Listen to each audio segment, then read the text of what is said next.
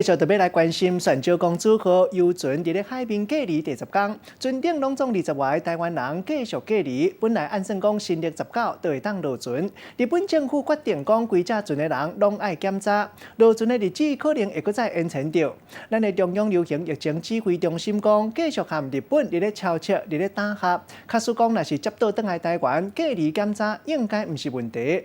经疾管局局长苏益仁伊嘛讲到，因为20位台湾人拢是为高风险的所在，转来到台湾，上好转来了后，就要定算起隔离14天，安尼较妥当。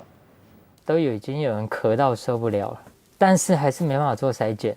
那因为你没有发烧就不能筛检，发烧是一个门槛。伫邮轮泉州公主号船顶的台湾魔术师，12号尾阿嬷开直播，讲船顶欠医疗资源，就算有人扫甲真严重，嘛无法度安排检查。泉州公主号顶的本来有22个台湾人，其中一个人确诊送去病院，目前情形有较好。毋过进前阁有出现另外一个80外岁老阿伯家扫有火，外交部接到通报了后，已经请日本派医生去你船顶开药啊。毋过爱搁等偌久才会当落船，爱搁等日本来安排。隔离的时间当然是要跟他可疑的就是确诊的案子、相关可疑案子的一个接触的时间点，但绝对不会说有接触者，然后就后来才发现的，然后就一样的时间，所以那个2月19号那是一个弹性的时间，我们可以讲说2月19号是可能开始有一些可以解开的那并不会是全部。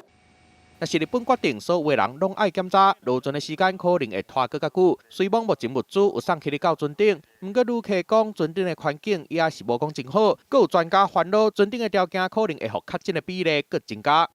即使在里面，现在一直在感染，就等于是武汉现在把那个城封起来以后，你可以看到它得到的感染率是多少？6%。